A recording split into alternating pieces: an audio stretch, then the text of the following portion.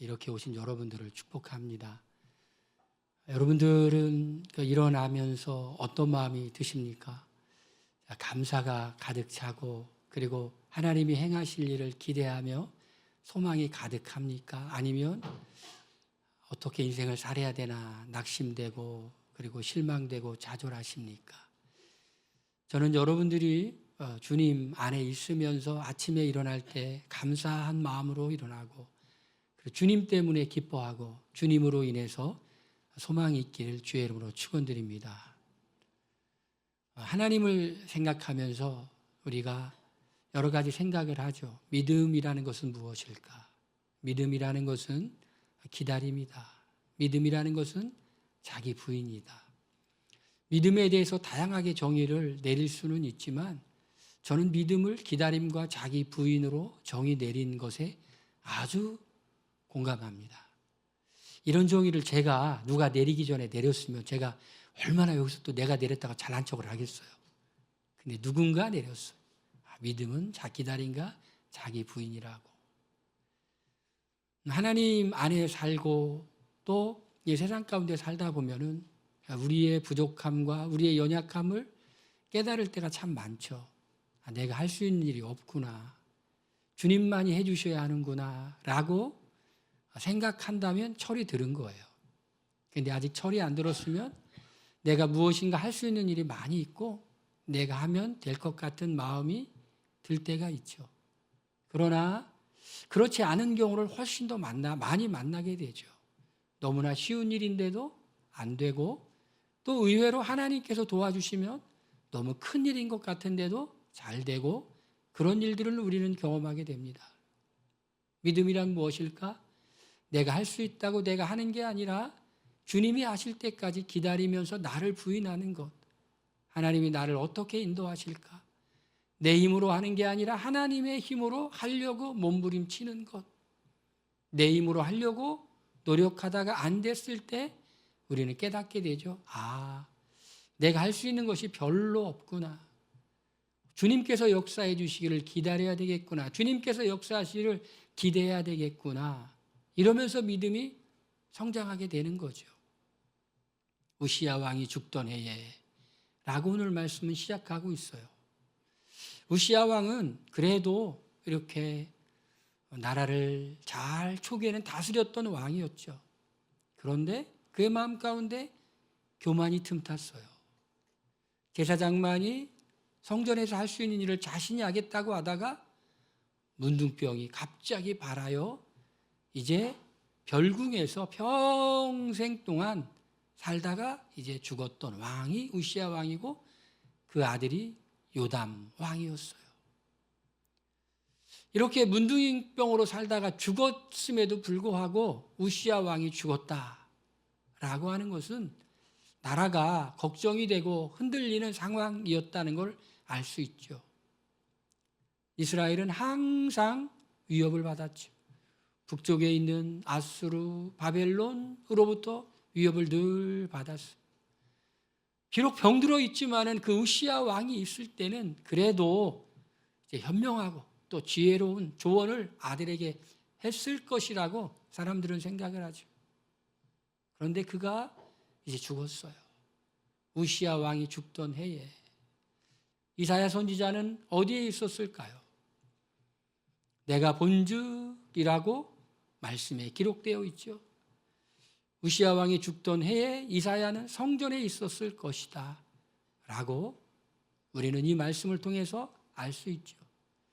그럼 이사야는 성전에 있었다 그러면 제사장이었을까? 그거는 아니었죠. 성전에는 성소가 있고 그 성소 안에는 대제사장만이 들어갈 수 있는 지성소가 있고 그리고 성소 바깥에는 제단이 있고 물두멍이 있고 그 바깥에는 또 이스라엘의 남자들이 들어갈 수 있는 뜰이 있고 그 바깥에는 이스라엘의 여인들이 들어갈 수 있는 뜰이 있고 그 바깥에는 이방인의 뜰이었는데 아마 제사장이 아니었던 이사야는 이스라엘의 뜰, 이스라엘의 남자들이 들어갈 수 있는 뜰에 있었을 것이다. 이렇게 생각하죠. 왜 거기에 갔을까요? 하나님께 기도하기 위하여, 하나님께 더 가까이 가기 위하여. 사람이 약하다고 생각하면 하나님을 찾게 되죠. 자신이 강하다고 생각하면 하나님을 찾지 않죠. 이사야는 나라가 좀 흔들흔들하지 않을까 걱정이 들었어요. 내가 있어야 될 곳은 바로 기도하는 자리라는 생각을 했어요. 여러분, 우리가 있어야 될 자리는 어디일까요? 물리적 공간으로 이 예배당에 수시로 와서 기도하면 좋겠지만 혹시 그렇지 못한 상황이라면 우리는 하나님 앞에 늘 서 있어야 되겠죠. 늘 하나님께 기도하고 또 예배하고 하나님을 바라보고 그런 시간을 규칙적으로 많이 가져야 되겠죠. 자기 부인이라는 것은 우리가 하나님 앞에 있을 때만이 가능한 거죠. 우리의 생각들, 우리의 힘, 내 마음대로 하고 싶은 것들이 얼마나 불쑥불쑥 올라옵니까? 그런데 하나님 앞에 서면, 예배의 자리에 있으면 그런 마음들이 쓱 가라앉죠. 여러분들도 그런 경험 하시나요? 예배 드리기 전에는 뭔가 화가 났고 내가 이렇게 하리라, 내 힘으로 이렇게 하리라, 그런 생각, 계획들을 세웠는데 예배를 드리고 났더니 그럴 필요 있을까? 내가 하나님을 기다려야지.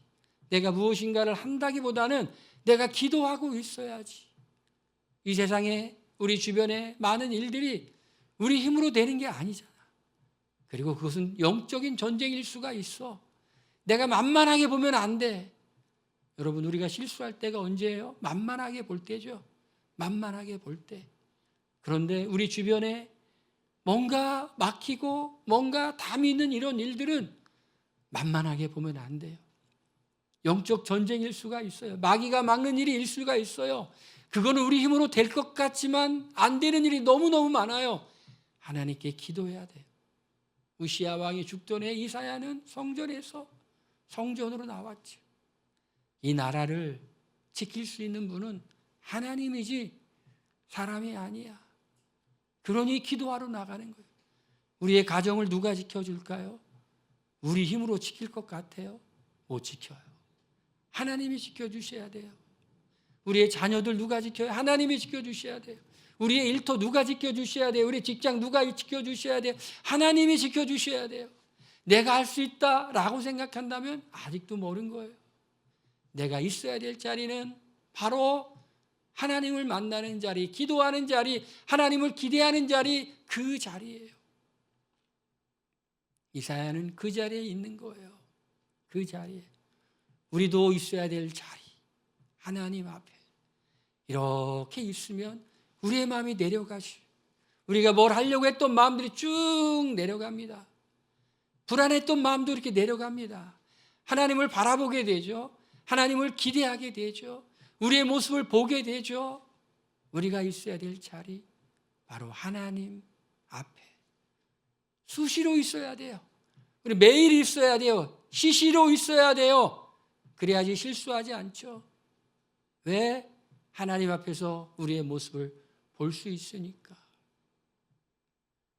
그런데 그 자리에 있었는데 하나님 앞에 하나님께 기도하는, 만나는 그 자리에 있을 때 하나님은 비로소 하나님이 어떤 분인지를 보여주세요. 내가 본즉 주께서 높이 들린 보좌에 앉으셨는데 그의 옷자락은 성전에 가득하였고, 높이 들린 보좌에 앉으셨는데, 여러분, 이 보좌는 무엇을 상징할까요? 이 보좌는 왕이 앉는 보좌를 상징하는 거죠. 이 세상의 임금들도 어디에 앉아요? 보좌에 앉죠. 온 우주의 통치자이신 하나님이 어디에 앉으세요? 바로 보좌에 앉으시죠. 우시 왕이 죽었는데 하나님이 보좌에 앉으신 것을 하나님이 보여주시는 거예요. 사람의 왕을 의지했니? 그것도 병들어 있는 왕, 그나마 병들어 있는 왕을 의지했니? 그 왕이 죽으니 불안해? 내가 보여줄게. 하나님이 보좌에 앉으셨어. 하나님이 다스리세요. 여러분, 하나님을 자꾸 바라보세요. 세상에 이렇게 불안한 일도 많고 걱정되는 일도 많고 우리 주변에 염려되는 일도 참 많지만 보좌에 앉으신 하나님, 보좌에 앉으신 하나님, 하나님의 가장 미련한 것도 인간의 가장 지혜로운 것보다 지혜로우신 하나님. 사람이 자기의 길을 계획할지라도 그 걸음을 인도하시는 하나님, 우리의 계획이 이루어지는 것보다 하나님의 뜻이 이루어지는 것이 나에게는 훨씬 더 좋습니다. 우리 그걸 믿어야 돼요. 보좌에 높이 앉으신 하나님, 초월적인 분이라는 걸 보여주죠. 그런데 하나님은 우주에 그냥 앉아 계신 분만이 아니라 그 옷자락이 성전에 가득하였다는 거죠. 뭘 보여주는 걸까요? 멀리 계신 하나님만이 아니라 하나님은 이 세상을 다스리시는 하나님이라는 것이 우리 삶에 관심이 있어요. 그걸 우리는 섭리하시는 하나님이라고 하죠. 세상을 그냥 내버려 두는 게 아니에요. 하나님의 큰 계획 가운데 하나님이 이렇게 운행하세요. 때로는 죄악이 승리하는 것 같고 죄악이 득세하는 것 같지만 하나님 일시적으로 허용하실 뿐이지 결국은 하나님의 큰 계획 가운데 다 이렇게 흘러가도록 하나님이 역사하고 계세요. 옷자락이 이렇게 보좌에 딱 내려 있다는 것은 마치 하늘과 땅이 연결되는 것 같은 그런 것을 보여주는 거예요. 섭리하시는 하나님이구나. 여러분 그걸 믿으시길 바랍니다. 내 인생을 섭리하시는 하나님, 내 인생을 돌보시는 하나님, 사람이 마음으로 자기 길을 작정할지라도 그 길을 인도하시는 분은 바로 하나님이라는 거예요. 그 하나님을 알고 그 하나님께 굴복하고 그 하나님의 뜻대로 살려고 몸부림치며 하나님이 그냥 하라는 일만 하겠습니다, 이런 결단이 있어야 돼요. 하나님, 내가 무슨 거창한 것을 꿈꾸고 어마어마한 것을 꿈꾸고 그런 것이 아니라 그냥 하나님의 인도하심을 따라 하루하루 살아가겠어요. 내일 일은 난 몰라요. 하루하루 살아요. 불행이나 요행함도 내 뜻대로 안 돼요. 그러나 나는 선하신 하나님의 선하신 뜻이 이루어지길 기대하면서 살아갑니다. 이게 예배를 드리고 난 사람의 변화인 거예요. 막 우리가 뭔가 하려고 했지만 아니구나, 이게 아니구나, 하나님의 인도하심을 따라야지. 옷자락이 이렇게 성전에 가득했어. 하나님의 임재가 가득한 그 성전, 우리가 있어야 될 곳이죠. 그런데 하나님은 이사야를 사용하길 원했는데 어떤 사람을 사용할까요?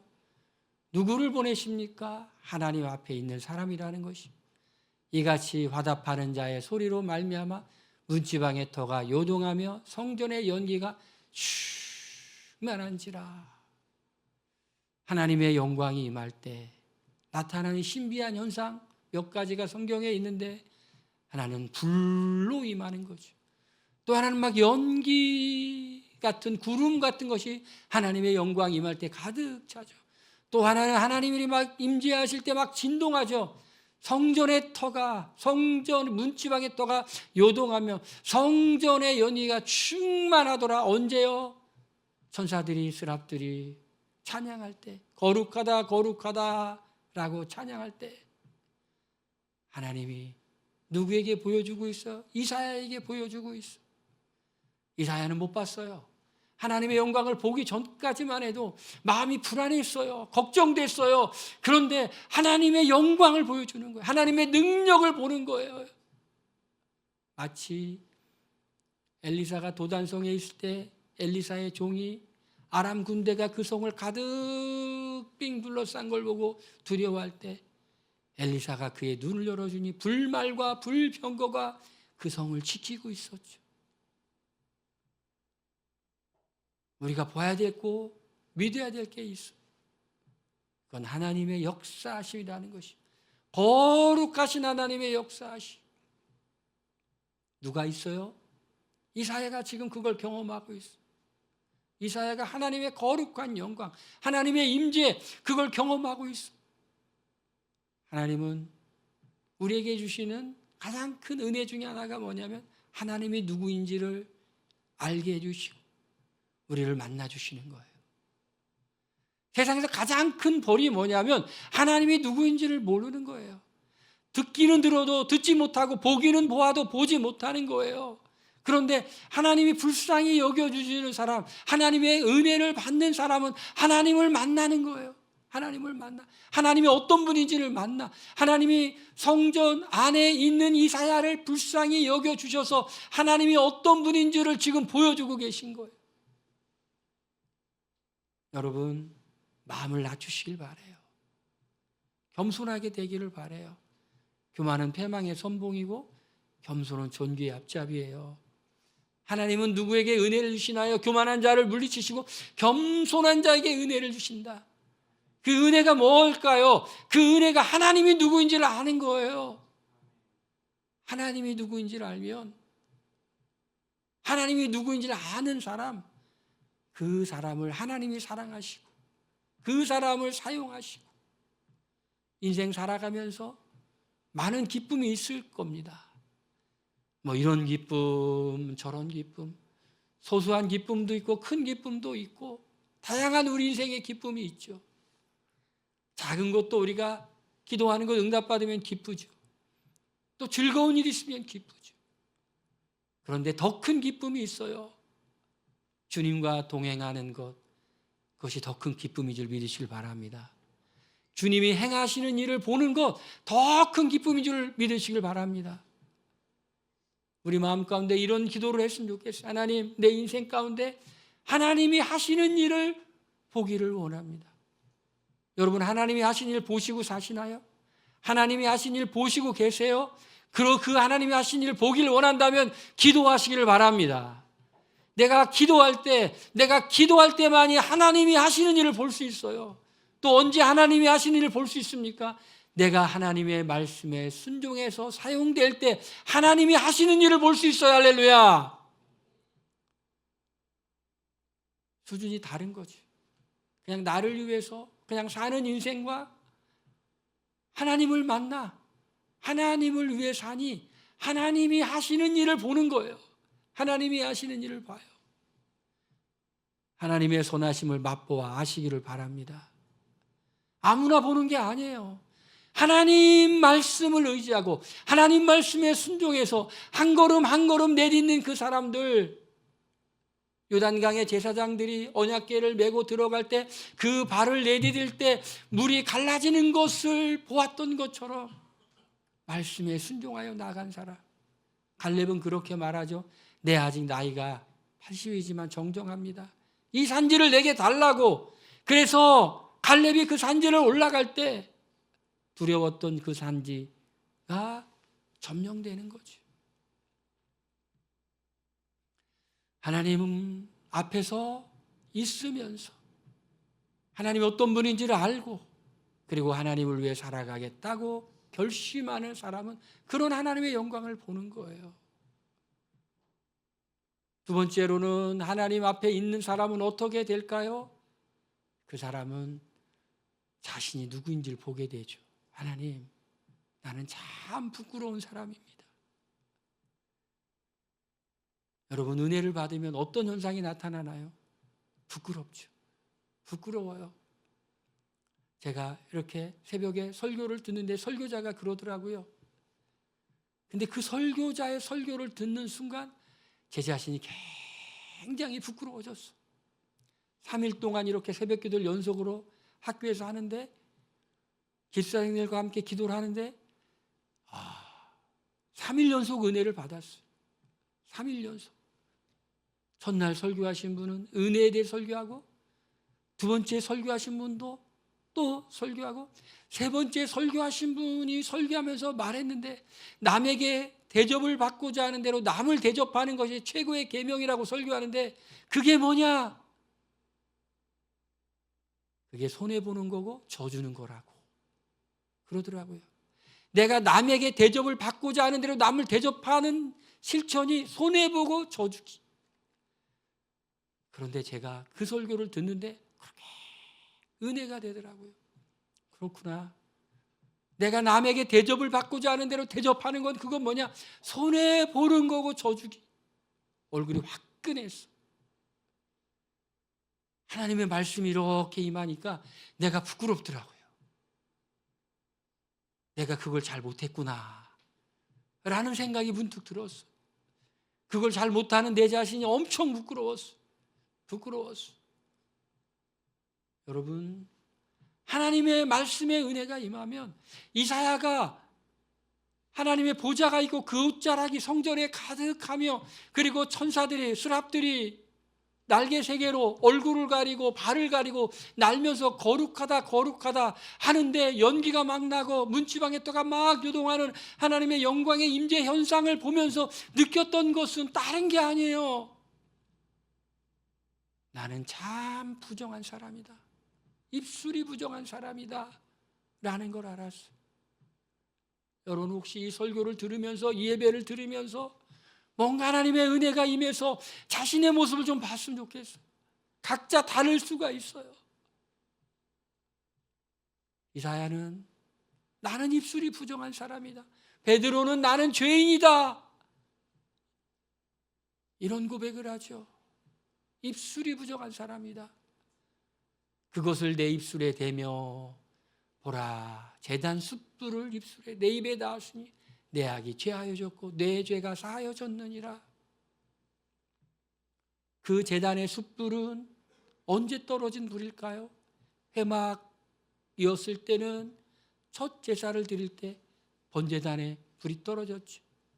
솔로몬이 성전을 건축하고 나서는 그 첫 제사를 드릴 때 번제단에 불이 떨어져 하나님으로부터 온 불이죠. 하나님이 보여주죠. 천사를 통해서 이사야 그 숯불을 입술에 대며 내가 제 죄가 악이 죄하여졌고 내 죄가 사하여졌느냐. 하나님만이 하실 수 있는 거죠. 하나님의 은혜만 할 수 있는 거죠. 언제요? 나는 입술이 부정한 사람이라고 고백할 때, 우리가 우리 죄를 고백할 때, 우리 하나님 임재 앞에서 우리의 죄가 느껴질 때, 고백할 때, 입술로 시인할 때, 신약시대는 예수님의 의로운 보배로운 피로 우리의 죄가 다 용서받을 줄로 믿으시길 바랍니다. 이게 은혜입니다, 여러분. 이게 은혜예요. 그 전까지도 이사야는 자신이 입술이 부정한 사람인 줄 몰랐을 거예요. 누가 그렇다고 하면 화냈을지도 모르죠. 누가 우리를 잘못된 사람이라고 하면 화나죠. 너는 뭐 잘난 게 있냐? 말하죠. 그런데 하나님이 그냥 느끼게 해준 거예요. 깨닫게 해준 거예요. 이런 은혜가 늘 있기를 바랍니다. 그런 사람이 은혜를 받고 그런 사람이 실수하잖아요. 그랬더니 하나님의 음성이 들리죠. 세 번째로 누가 나를 위해 갈고. 이사야가 말합니다. 내가 여기 있나이다. 나를 보내소서. 내가 여기 있나이다. 나를 보내소서. 교회에서 주님의 일을 했으면 좋겠다고, 봉사를 했으면 좋겠다고 그런 말을 많이 듣죠. 그런데 그것은 우리의 의무가 아니라 우리의 자원하는 마음이 돼야 돼요. 하나님을 만나니 하나님의 마음을 아는 거예요. 누가 나를 위해 갈고, 누가 나를 위해, 하나님은 역사하시는데 이렇게 초자연적으로 직접 역사하시기도 하지만 하나님의 은혜를 알고 하나님을 아는 사람을 통해서 역사하시는 거예요. 누가 나를 위해 갈고. 이사야가 이렇게 말합니다. 내가 여기 있나이다. 나를 보내소서. 하나님이 어떤 분인지를 알고 내 자신이 어떤 사람인 줄 알고 하나님의 용서를 경험하니 이사야가 본인이 가고 싶은 거예요. 뭘 하라고 가는지도 모르지만은 그냥 가고 싶은 거예요. 하나님이 이사야를 보내시는데 어떻게 보내십니까? 무엇을 하라고 보내십니까? 무엇을 하라고? 여호와께서 이르시되 가서 이 백성에게 이르기를 너희가 듣기는 들어도 깨닫지 못할 것이요 보기는 보아도 알지 못하리라. 심판을 선언하라는 거예요. 심판을 선언하라는 것이. 언제까지요? 예루살렘의 성이 황폐할 때까지 심판을 선언하라는 것입니다. 얼마나 무섭습니까? 듣기는 들어도 들려지지가 않아요. 보기는 보아도 보지 않아요. 참 이상하죠. 무슨 큰 이렇게 사고나 무슨 잘못이 있을 때는 이상하게 사람들이 하는 말이 있어요. 내가 왜 그걸 못 봤지?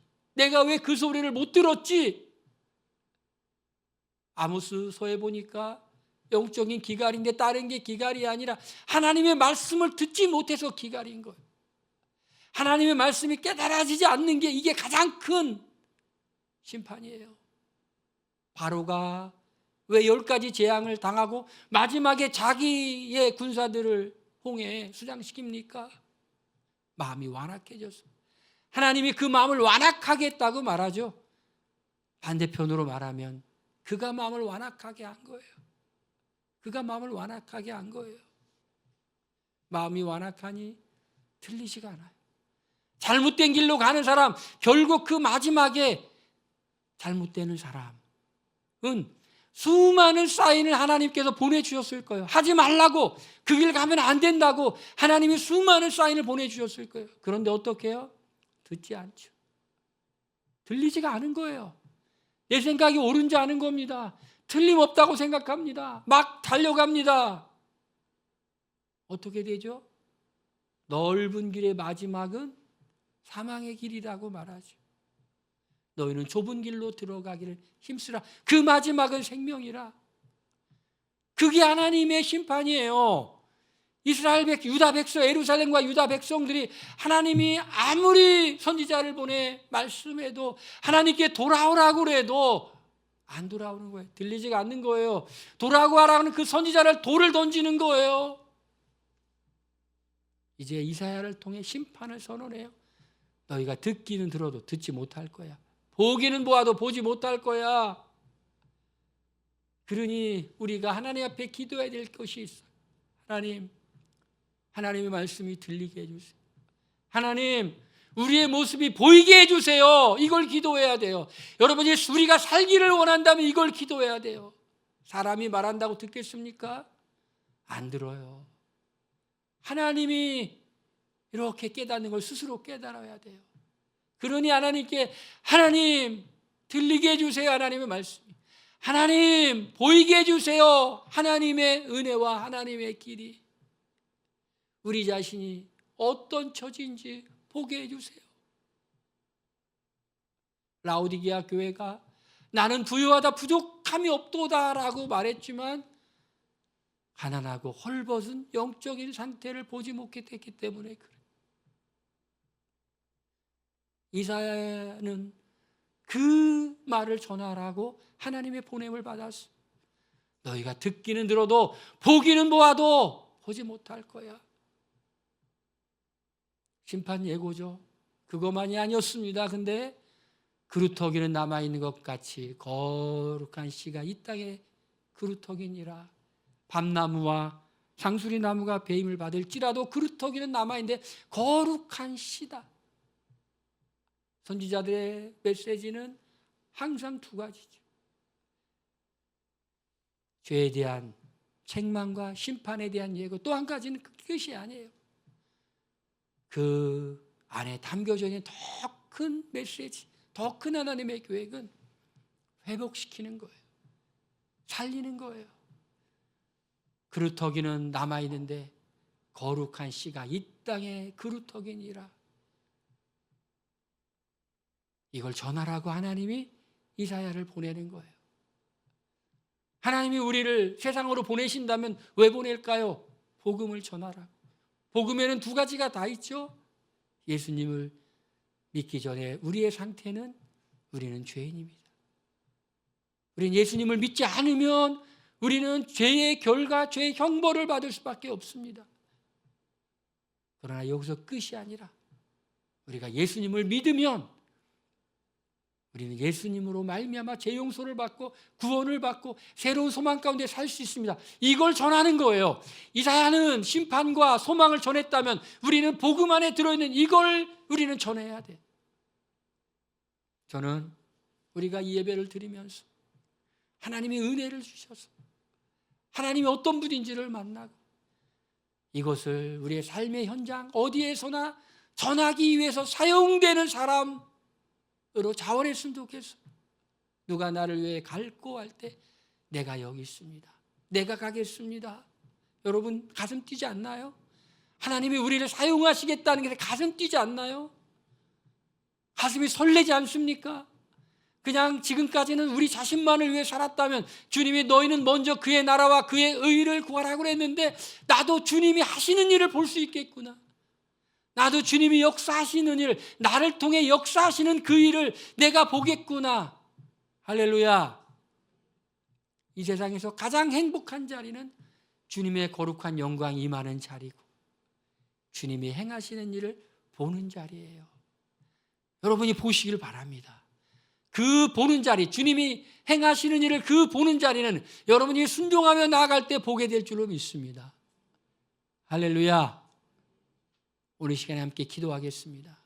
기도할 때 우리가 하나님, 내 자신의 모습을 보게 해주세요.